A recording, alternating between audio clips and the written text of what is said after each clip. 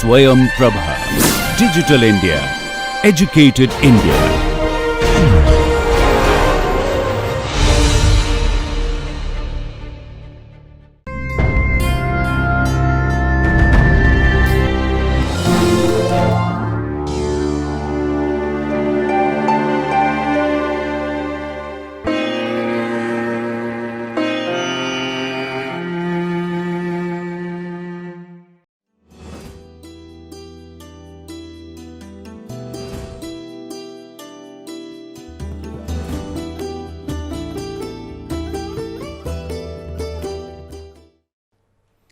Welcome back, students. We are in the discussion of our transportation and bulk material handling. We have talked in the last two classes regarding the application of mine trucks, and we mentioned about different type of trucks.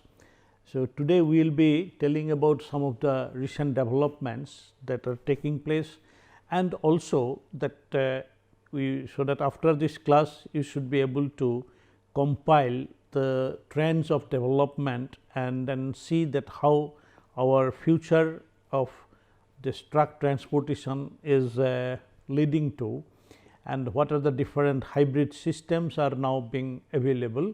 So, on that, but first to take a note on the figure here, that in mining, that what is the special case about, unlike the other road transportation, all surface mines you are having your empty trucks will be going down to the pit and a loaded trucks will be going up the pit.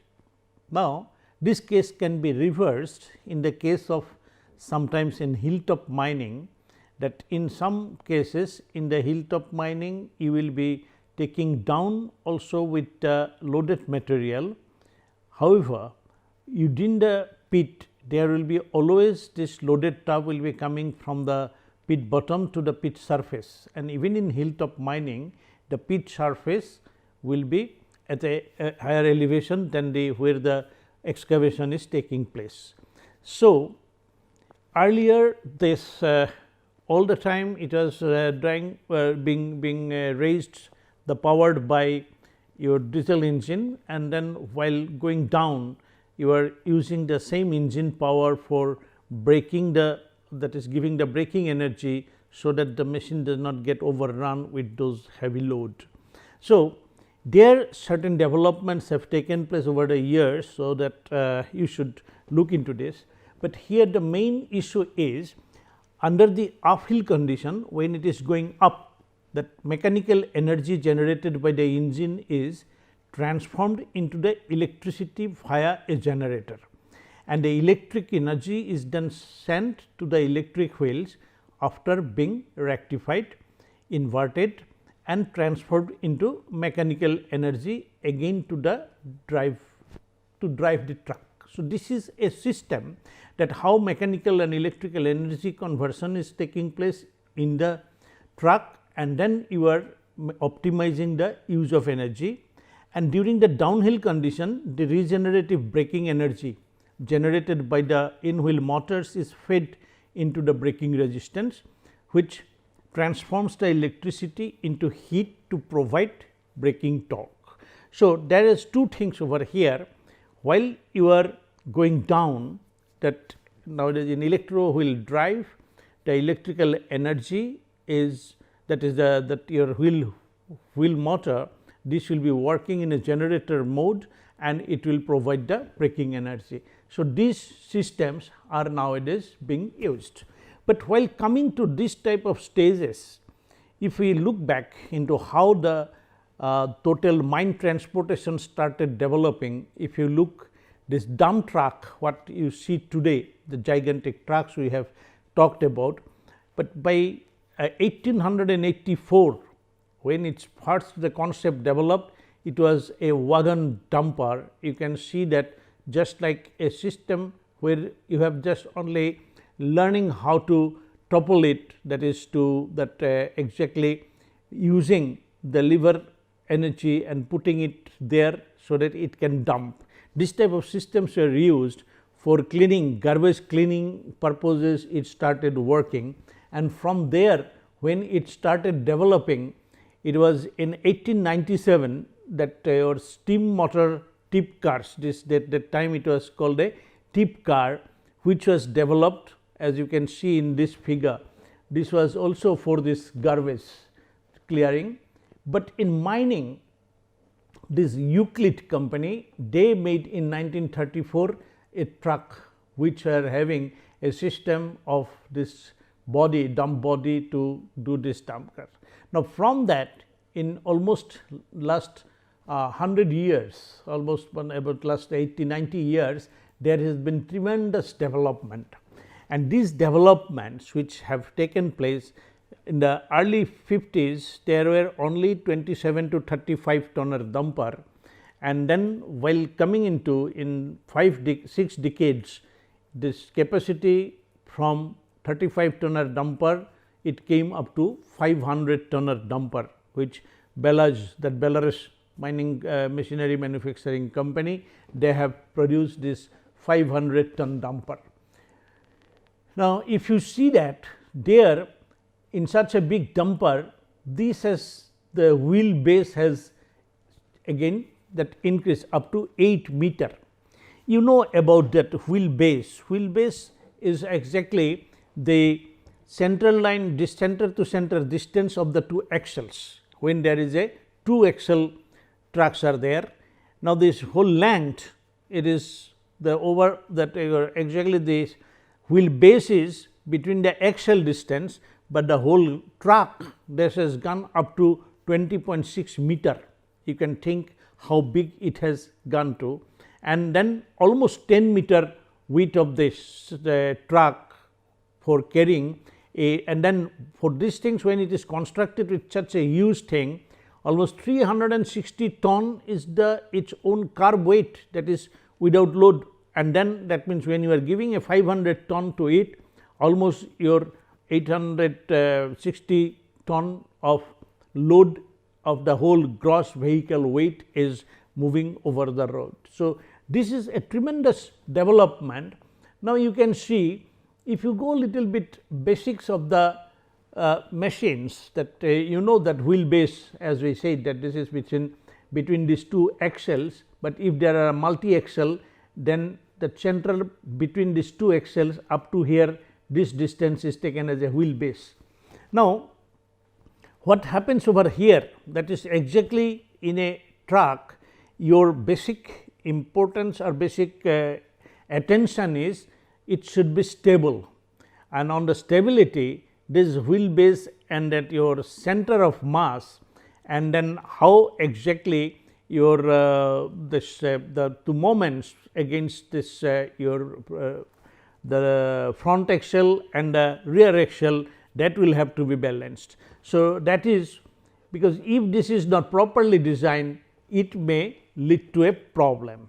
Now, wheelbase of this vehicle, that will be exactly influencing your turning circle diameter, then efficiency of the power transmission, stability and tire life, because how it is that how the tire will be interacting with the road, that means whether it will be going over there. You might be having certain experience in a bicycle, because in the bicycle also we can think of the wheelbase, that is from your front wheel and the back wheel, there are 2 axles distance. Now, if you suddenly brake on the front front brake, then what happens? Your backside comes up, that means you are having a additional force when you are giving over to the resistance you are giving onto the front wheel, your back comes up. At that time, your front tire will be going and skidding, and it will be giving a penetration if you are driving on a, that is your non-metal road, on a that is soft road when you are driving. That same thing you can think of, that is your if you are that suppose you are having a if you take your wheelbase, suppose your this wheelbase is there. Now, when you are having your exactly whole load is getting over here, now this distance somewhere here will be the center of mass. Now, this total load on this and this product, and then your for these two product, that means there that your moment about this center of mass, that should be equal, and that is why if you are giving a more load onto the front wheel and then less load over here, there will be unbalancing. In certain road they will be giving problem.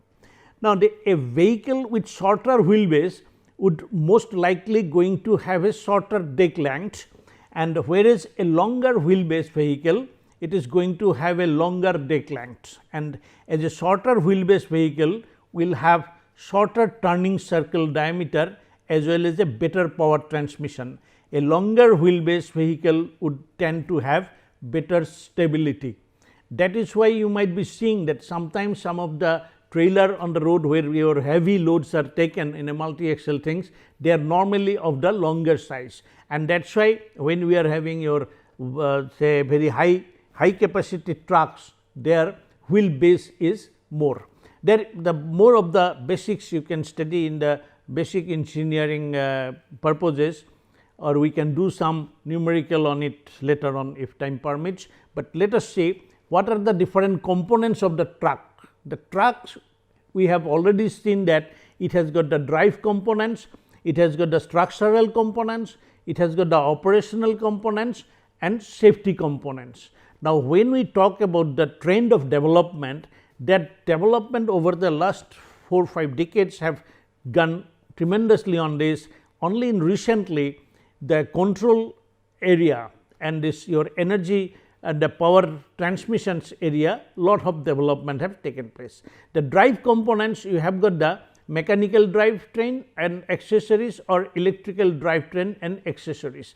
Now, most of the large capacity trucks, they are going to have this electric drives, and in the last class I told you about that how they can take the external electric drive also to the machines. The transmission side, lot of developments have taken place, and the structural component is basically the chassis frame, wheels and axles, and then housing and operators cabin, how they have been arranged, and the controls, mainly your operational component are the brake, steering, clutch, transmission control. That means how they will be working under these things, and in that control nowadays because of this with the navigation control with because when it has come to the place of automation, then how exactly GPS assisted control systems have come, and other things like with the proximity switches, how exactly your different warning system has come. You are using beamer by exactly you know that if any other vehicle, so you can make a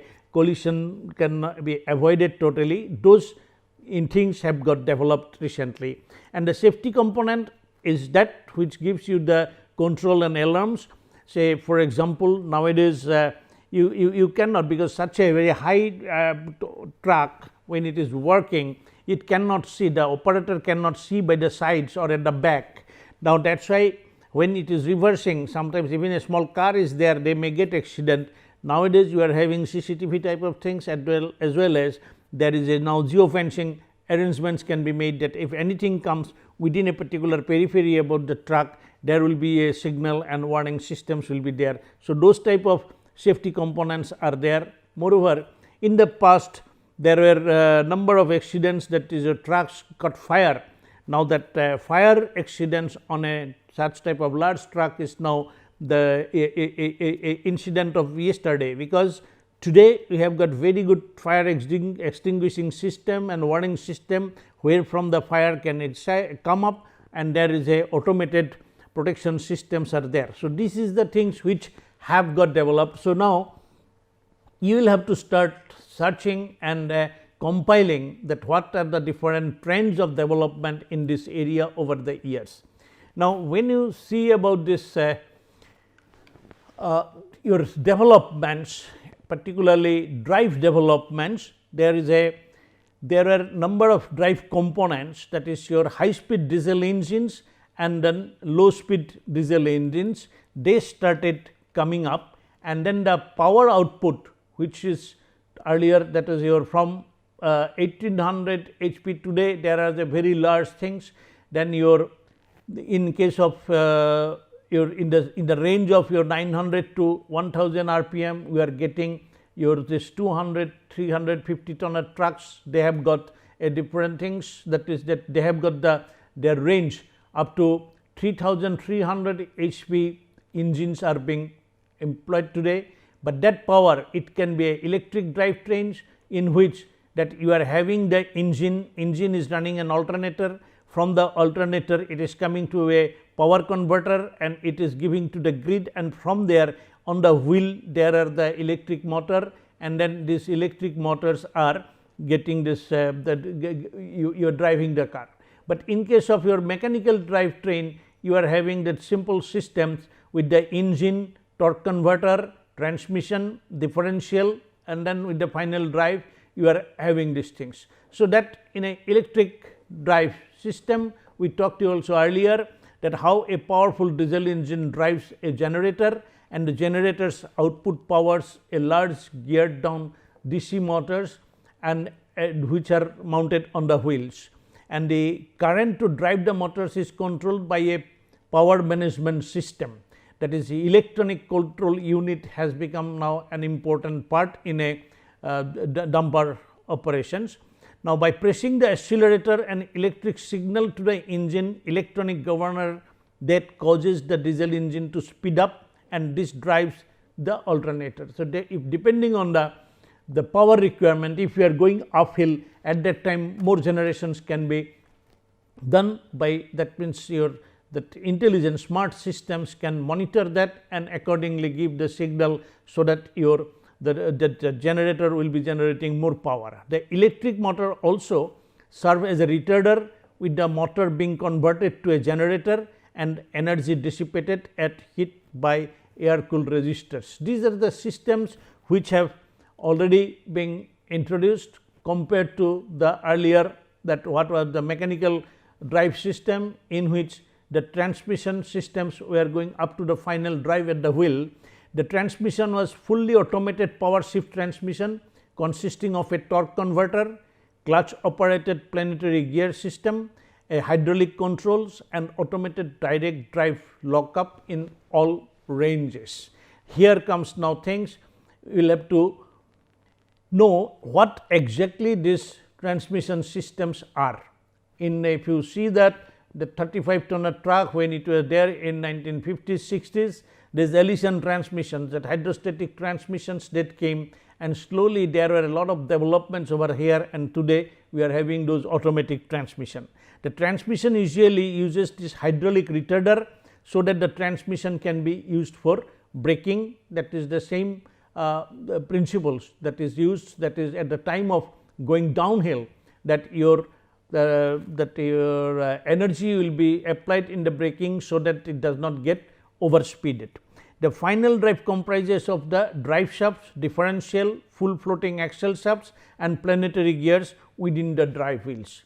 Now, these words that need to be individually, separately learned, and for that we will have to take some little bit of different exercise. Now, first let us see about what happens here. As you can see in this diagram, that is your how the mechanical power transmission is taking place. In this you can see here, if you see that this is the engine, that engine has got this drive shaft, one is giving to power to the pump, the other is giving to this torque converter. Now, from this torque converter it is going to this gearbox, from that gearbox output shaft it is giving it to the propeller shaft, through there will be a universal coupling, then it is going to the differential, and from that differential there also you have the parking brake in the trucks, so that when it is to sometimes parking on an inclined slope and all, and from the differential it goes to the final drive gear, and from the final drive gear it goes to the wheel.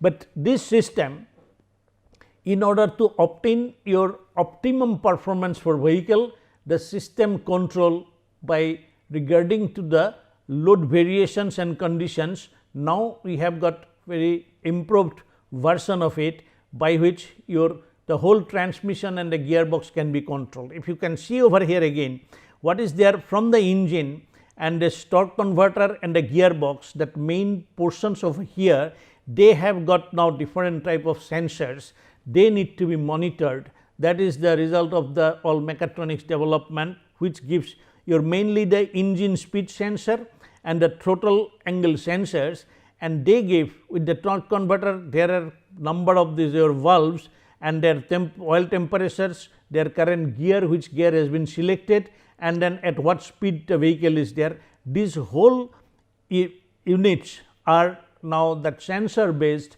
and their results, the signals come to the electronic control unit, and they give exactly what is the gear shift will have to be there.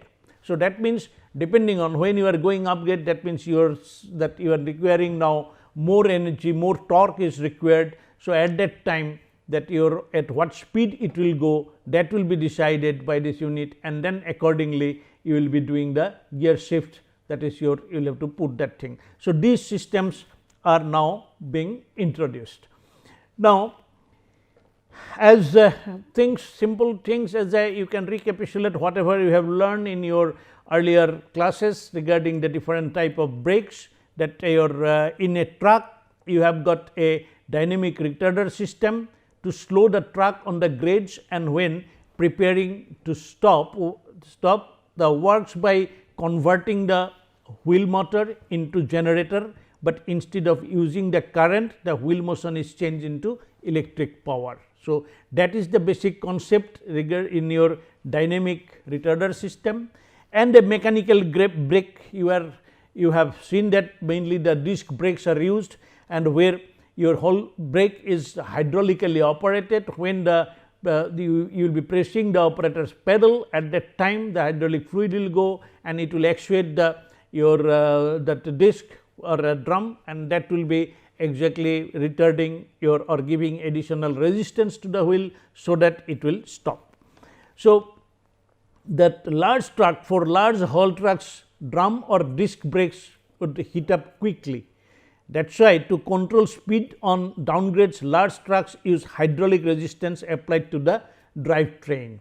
So, that is for very short distance one can go faster, hold the truck back, but over longer hauls the hydraulic resistance system would be, that will also get overheat. So, that is why a proper cooling system, and then because when a total vehicle weight of 700 ton, when it is going over there and there you are applying a resistance force only on a disc or a drum, that huge force, and it will be giving lot of frictional resistance. So, the selection of the material of which it will be made and the things, that will be very important things that will have to be learned. Similarly, you will be learning about that what are the different type of tires is used. You know now that earlier these were all bias ply tires, which are now using radial tires. So, that is your in a bias ply tire, this the carcass is constructed of body piles of 20 to 40 layers of them,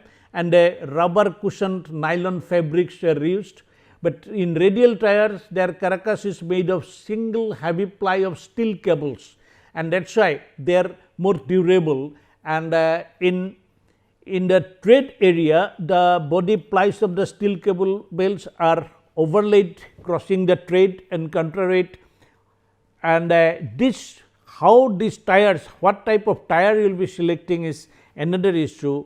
Then all the tire manufacturing, that is when you are doing a very large scale tire, it is again a issue of selecting the right material, rubber material for the tire, because when the tire will be with such a heavy load, when it is rolling, the road and tire interactions, and the road, you know, it is already with the rolling resistance may be very high, and then frictional resistance also may be high. Under that conditions, with such a heavy load, it will be again subjected to wear and damage can be taking place. So, the large capacity tires, how they have developed and what are their present status, that is also another area of monitoring the trend of development and reporting it. So, the power packs and the cooling, that in such a big trucks, how the cooling systems are being managed, and then as it is a very high capacity engines, there are can be your 12 cylinder, 16 cylinder, 20 cylinder your diesel engines will be used. So, then you can easily think of that how much will be the exhaust gases will be coming. Now, that exhaust gases, and that's why that engine, what type of engine you will be using, that depends on there. The breathing systems, that naturally aspirated engines which you are using your ordinary car will not be working. There you require to burn that much of your diesel, you require more oxygen, more air. Now, that much air by natural aspirations of the engine will not take place. So, that is why in all these large capacity trucks, there will be either turbocharged or supercharged. Turbocharged means your that from the when the exhaust gases will be coming out from the engine, that exhaust gas will be driving a blower by which the air will be forced into the cylinder block. When it is exactly that in the compression cycle, your exhaust air also, that is, will be driving a blower, fresh air will be pushed into it, so that the combustion is proper. In a supercharged engines, for this they will be doing exactly that some power from the your crankshaft will be taken, and then from there they will be running a blower, and then the air will be put into the cylinder block, so that your aspirations, that is air supply to the cylinder block of the engine is good.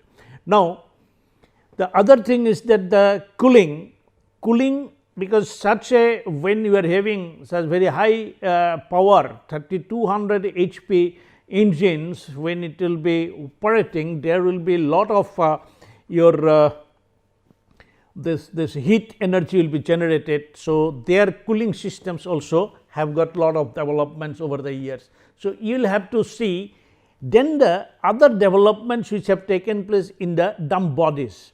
The dump truck, where you are carrying about this is your either 50 ton to 500 ton, the dump body did need to be also properly designed. There are certain manufacturers, some specialists, some designer, they are doing how best this could be there. The constraint is it should be having a lightweight, it should be having a better life, and when it is raised, the material should get properly evacuated, it should not, material should not get stick to it, and then you may be working sometimes very sticky type of material, that also should not stick. And at the same time, if you when you are putting it over there, the driver or the operator cabin, if it is there, they should not get disturbed, or there should not be any rock falling on them. So, all these things are protected by, there are different type of bodies like transverse V-shaped bodies, horizontal bodies, flat bottom bodies, longitudinal V-shaped bodies, and also some of these things there where we are having, this is a web based, website based, there is a radial or circular type of bottom, and also this semicircular bottom part at the back side, that the material should not get spilled, that is why this V shaped is there, and when it is raised, the material should get just like a chute effect, the material will go. But this development from these different type of bodies, this canopy part, that is your here all your operators cabin and all will be below here, so that any rock boulder it cannot be giving distance, this development. But the later this development has come with your automated, that is now Caterpillar, they started with this your automated truck. That means, you can see here in this truck there is no operator's cabin. Now, this is fully automatic systems have come up, and at such a large, when you got the very large system, this Caterpillar, they are the leading the industry for from 1998. The Caterpillar, particularly this model 797 model, which introduced in 98, now the worldwide there are more than 10,000 such type of trucks are operating in various mines. Now, these engines with their larger capacity, the 797F, which has got now 20 cylinder engines are giving your 400 HP, such a big machines are working, but this is getting now a manless, and for that, in that they have got developed different type of your body also developed, so that the better clearance could be done. But when they are bringing to this automated, that is automated came with this or whether it will be fully automated, that means nothing is there, no intervention, you can do at a 5 kilometer or 10 kilometer away from the mine and you can just monitor over there, or sometimes it could be just a remote control, that means the some operator will be there outside away from there, and in the some of the basic wherever needed they can control the vehicle also from there. Now, Komatsu, they integrated this GPS, radar and laser sensors in the trucks, and now this Rio Tinto, they have deployed such machines in their mines. Similarly, BHP Billiton, that they have also used some of the modern developments in this self-driving, that is no operator is required, their steering, their braking, their automatic control, their positioning it for getting the load from the shovel, everything is programmed and they can do it by operations by themselves. Now, here it is also a matter of all putting the sensors over here, each and everything, and then they move on the track and the sensors are activated, and where how the stresses are developing, this can be seen at remote places from the that automatically all the signals, all the informations collected by their automatic control unit, it will be transmitting the informations, and from a distance you can see. Now, the vehicle can move both the ways. So, there is this is coming over here straight from this edge, it will be dumping over here and it will go directly, and then after dumping this body will be coming down and it will be start moving away from the dump yard to the loading yard. So, normally other type of truck they will have to take a turn, they position, then put it over there. So, the cycle time increases. Now, when your cycle time is now reduced, means that the size, that in the fleet size, number of trucks required will be reduced, means a huge savings over there. Whatever the investment they are making on this, they are eliminating the operators and also increasing the productiveness, and because of this over the last 5 years this has become tremendously popular, and lot of this such a big modern automated dump trucks have come. Now, this of two types they are available. One is that automatic method controlling the truck, where the truck has not required person's presence in mining truck, and then for the safety everything is done automatically. The other one is your with a remote of controlling, that you are having a operator with a joystick on his hand somewhere at a distance, he can see and control the truck. So, there are lot of things that how this can be done, the methods of automatization of the mining and transport complex, where it could be that whole route, and at that your from the loading place to the your unloading dumping place, there either by your automatic dump truck, that will be all without manless, and then with a movement by a minor control can be given, and this can be done either that the different advantage will be coming in case of your